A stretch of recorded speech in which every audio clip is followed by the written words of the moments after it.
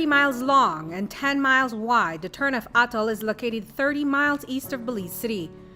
This atoll is the biggest and has some of the most diverse species in all of the Caribbean. Back in 2012, it was designated a marine reserve. Turneffe is considered the gem of the Mesoamerican reef. It has been highlighted as the largest and the most biologically diverse atoll in the Western Hemisphere.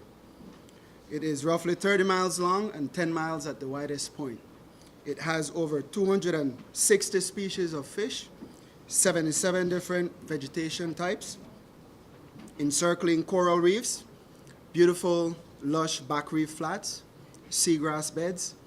And so this atoll's environmental value is significant to Belize, and it helps to sustain the livelihoods of many Belizeans. This coastal marine ecosystem contributes more than $500 million to Belize's economy through fishing, tourism, coastline protection, and climate change mitigation contribution. The value of Turneffe's shoreline protection is estimated at over $382 million Belize dollars. Tourism benefits stand at over $150 million. And the seagrass ecosystem, which acts as a major blue carbon sink and helps to reduce the release of greenhouse gas emissions that are warming the planet, is valued at $6.8 million. Remember, the atoll provides us with a lot of services and a lot of goods, environmental goods and services. So we are dependent on the atoll. The atoll is not dependent on us.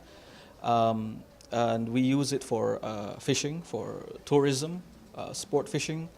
But in addition to those things that we draw from the atoll, it also provides us with storm mitigation value for especially for Belize City. And of course, it absorbs carbon dioxide from the atmosphere and provides us with fresh air. And of course, these are very hard to quantify, but we have made an effort to put a value on it. And in total, the atoll, in our estimate, provides Belize with about $540 million worth of services every year in economic value. But this atoll is at risk from unregulated developments, massive mangrove cutting, dredging, and other pressures that have escalated in the last 10 years. Since 2004, a tourism development project of almost 100 rooms has been under construction on Rope Walk Key, which lies within the Turneffe Atoll. And researchers have not been able to find an EIA for this development. So today, members of the conservation community led by the Turneffe Atoll Trust gathered to release the findings of a study that was conducted called Risking the Atoll. Conservationists are pointing out the impacts of these unsustainable activities on the atoll and how these irresponsible activities have direct consequences on the economic and environmental value of this site. One of the biggest impacts have been dredging. Well, the most damaging activity has been dredging. There's dredging of some of the islands, but also dredging of back reef flats, we call them. These are a special type of reef that you find at Turneffe. And so breaking them up and removing them in the scale that we saw is definitely damaging. And I think the other one is the removal of mangroves. Mangroves are very critical and important habitats, and so just removing them without permit is also very damaging to the area. And we know that a lot of fishers depend on the Turneffe, and so mangroves play a very important role in the fishing sector by providing nursery for fisheries. No?